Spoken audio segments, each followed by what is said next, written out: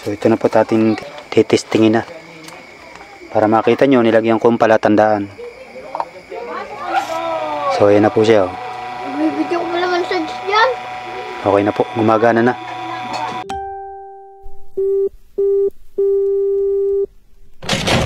Hey, it's DJ. What that? It's number one.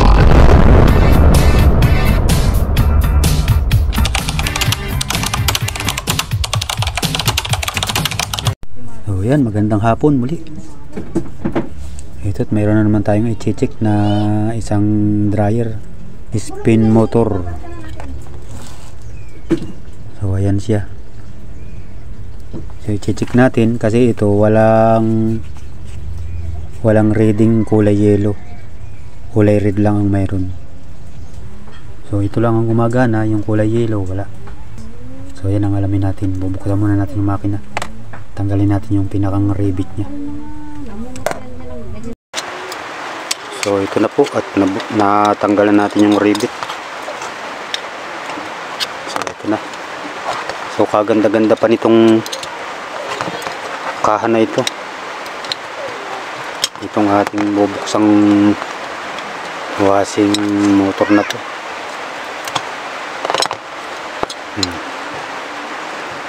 Ganda pa. Pati bushing at shifting nya. Pati yung magnetic wire, ang ganda pa. Yan o, ganda pa ng pagka winding nya. Sayang. Sana okay pa ito. Mahanap natin yung kanyang problema nito. So buksan muna natin yung tali. Ayan, tanggalin muna natin ang tali. Ingat-ingat lang ito. Baka may matagpas na isang hibla dyan.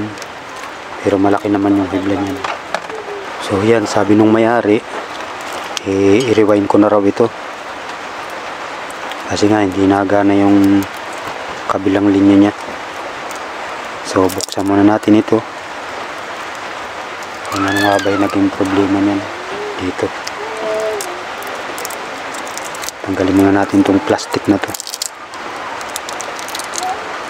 So ito yung kanyang pinakang thermal fuse. Maganda yung tape nya. So yan, malapit na tayong matanggal lahat. So yan, pag may nakita po pala kayong Nahulog ka daw. ads dyan, huwag kayong mag-skip. Dali lang. Dawa nandito naghintay. Dali lang. So yan, sana po huwag kayong mag-skip. Para po tayo ay magkatulungan sa ating mga ganitong nire-repair na mga washing at electric pan. So talaga po namang medyo pahirapan. Ayun po, may isang naputol na isang hibla. So try natin idugtong yan kasi alloy po yan namumuti na madaling siyang mapugpog pag alloy. So ayun, yung karugtong ngayon. Butit nakita kaagad natin. So sabi nga nung mayari, pag hindi ko raw makuha ang problema ay paparewind niya na. Pero pagka ganitong nakita natin ang problema, so solve ang ating problema. Pag ito'y gumana, may babalik na natin ito sa mayari na sana ay gumagana nga. So yan, yun ang ating tatagkalin muna, mga tape na yan. So i-try natin na ihinang yun, isang naputol na yun, sana isa nga lang kasi yung kulay yellow ang hindi nagana.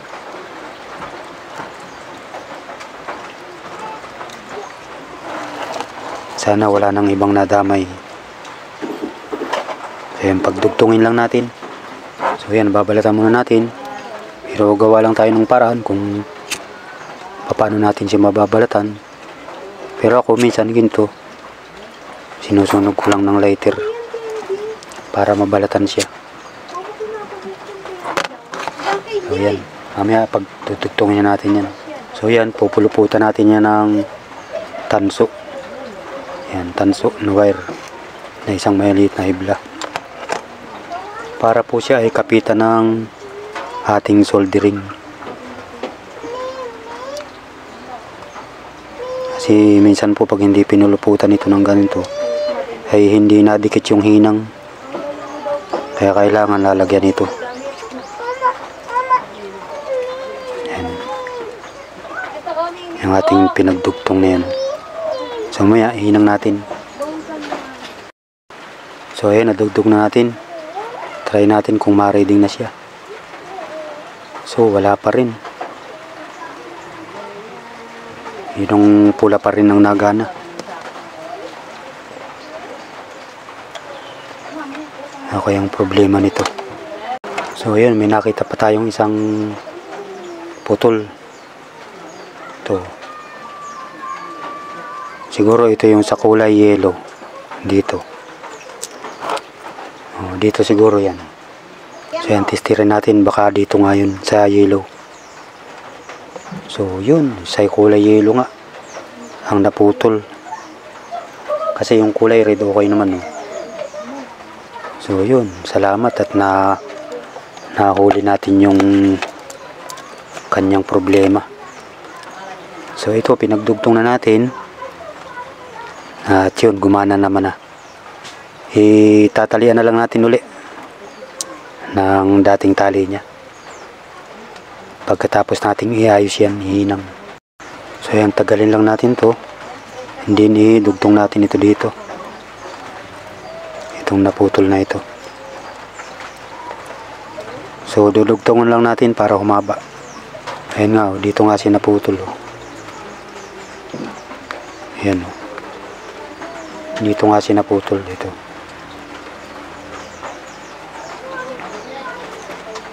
Dugtungan lang natin ng isa pang mahaba-haba. So ito, dugtong natin dito. Ayan, pinuluputan lang natin ng ng tanso para kapitan siya ng hinang. Kasi yun, ayaw kapitan yun, haloy. Ayaw siyang kapitan ng hinang pagka walang tanso.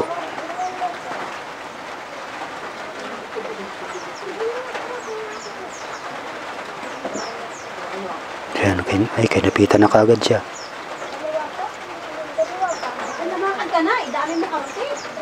Ayan, okay na.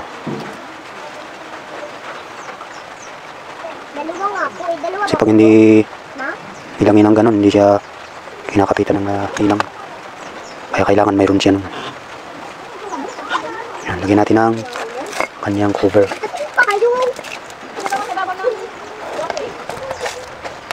Ito, kakunti na yung ating nabili na ito sa Shopee. So ma-order naman tayo ulit. Maliliit na yung naiwan. Putol-putol lang natin.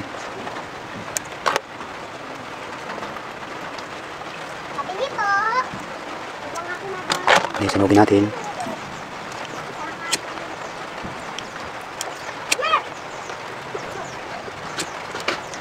Pati kamay ko na sunog din. Yan, mahaba na siya. Para maganda pagtatali.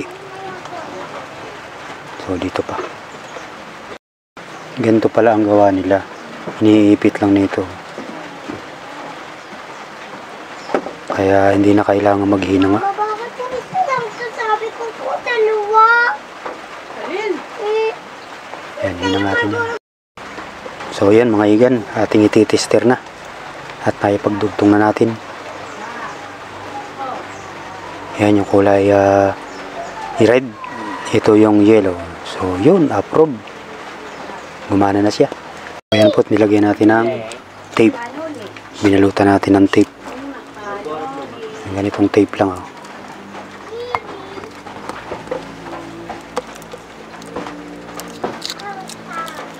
Nilagyan natin ng tape paikot.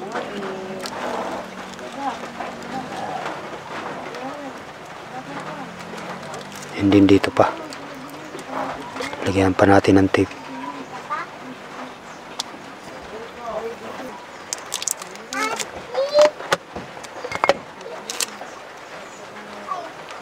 Parang pinakang cover niya yan.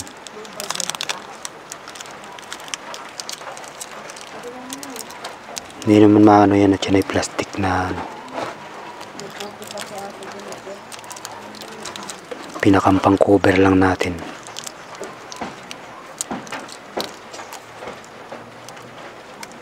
So yan, itatali na natin. So yan, natatalian na natin.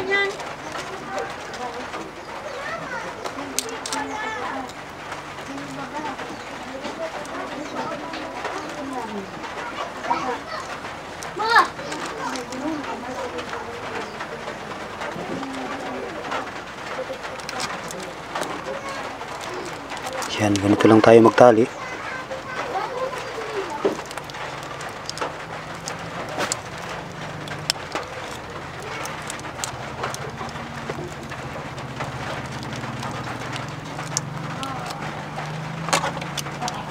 Then, suot natin dito ito.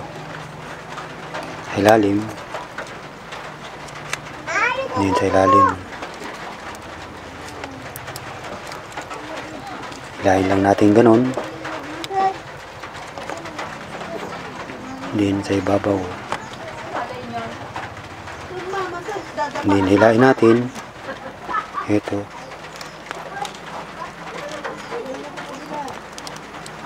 So, yan. Nilipat sa kabila.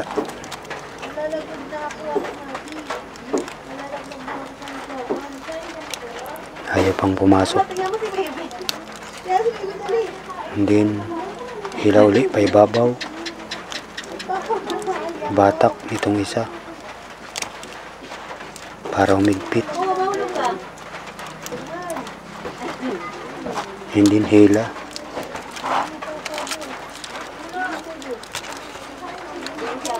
So, yan lang siya.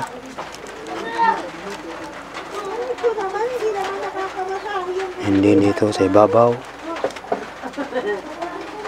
Hila again. And then sa ilalim. Medyo mabagal lang tayo magtahi.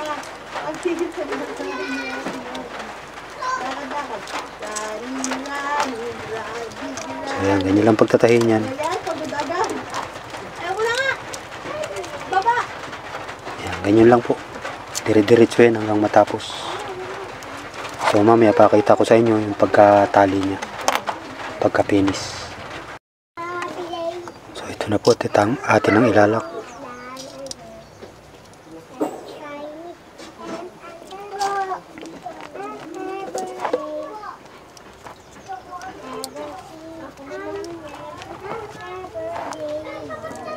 Okay.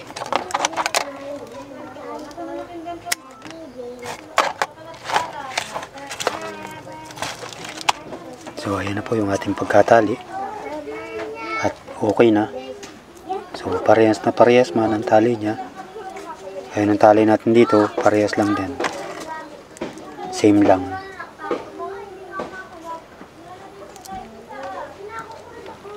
So ayan. At okay na siya.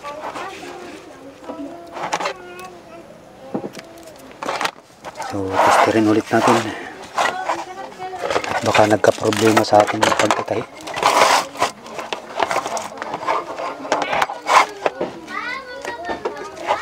So yung kanina dito ay hindi napalo yung kulay yellow.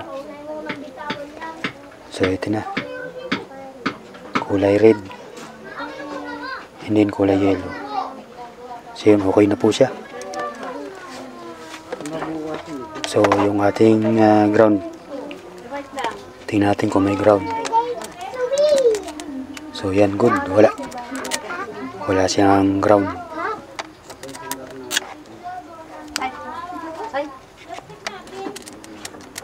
Okay, approve. At nakapag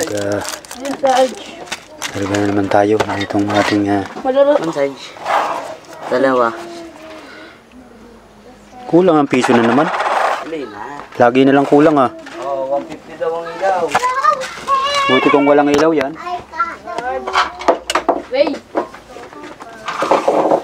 Yan, lagay na natin sa kanyang kahan niya.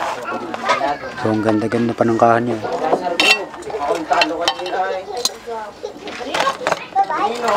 Lagyan na natin sa kanyang kaha. Tapos mamaya titistingin na natin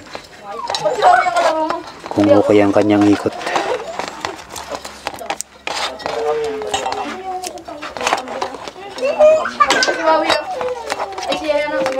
Hindi, kamdakot si Marabo. Sada, ano? Ano ba yun? Umiyo! Yan, sakto. Hindi, palitan tayo Marabo. Lagyan muna natin ng langis para maganda ang ikot niya. Marabo, hindi niya ako kilala. Ginagawa ko lang Ako dito. Hindi, ano na tayo din. Tayo din. Pag nakashoot ulit. kailangan ba sa Ulit sorry? siya. Taas natin. Kailangan ba sa sorry? Babae iyo. Saan ito? Dalawa. Dito na. Ayan, okay na. Atin na lang ipapasok yung kanyang ano, Tambay lang yun ni Dandan. yung kanyang nakarebit. Ito. Pupukpukin natin ito. Dinis ko lang muna. Ito rin ang ating ilalagay. Ito, apat na ito. So hindi ko napapakita sa inyo pagtatrabaho. So dito yan ipapasok. Diba sabi sa'yo? Yan. Pupukpukin ko muna yung dulo para pumasok siya dun. So ayan po ano. Bali naikunik na natin. Yan, naikunik na natin. Yung kulay red sa ating nilagyan ng line 2. Ito yung line 1 niya. Sa common, ito po yung common niya. Line 1, ito line 2. So sinundan natin yung kanyang description. Ayan, kulay red sa line 2. At yung line 1 yung kulay blue. So ayan o. Kung nyo pong mapapansin, medyo malabo lang ating camera. So yan lang po ang ating sinundan. So bali ang ikot natin ganyan. Ang ikot nito ay ganito. Counterclockwise. Sa halip na clockwise, counter ang kanyang ikot. So ito na po ating titistingin na. Para makita nyo, nilagyan ko palatandaan. So ayan na po siya. Bibigyan ko naman sa dyan. Okay na po, gumagana na. So yan po yung ating ni-repair na isang spin dryer pala. So ayan na po, at pwede na itong magamit. So dadalhin na natin dun sa may-ari bukas na nagawa natin ng paraan. So yun lamang po, at maraming salamat. Sana po ay muli may natutunan kayo sa ating ni-repair na isang spin dryer. So yan, kung bago ka pa lang sa YouTube channel ko, pahiling naman po ng isang subscribe dyan at isang like at share, at pakipindot na rin po ang ating notification bell para palagi po kayong update sa mga video pong ating upload pa. So pag may nakita po kayo mga ads natin, sana po huwag po kayong mag-skip. So saglit lang naman po yun, atin na pong pagtiyagaan para malaking tulong na po ito sa atin. So yun lang po, maraming salamat. God bless you all and good night. So yun lamang po, pahabol ko lang. Bali nagawa natin pala ng paraan at napagana natin. So may naputo lang palang isang wire. So maraming salamat po at ating nagawa nito ng paraan. Yun lamang po, pahabol ko sa inyo. Thank you po ulit. Good night ulit.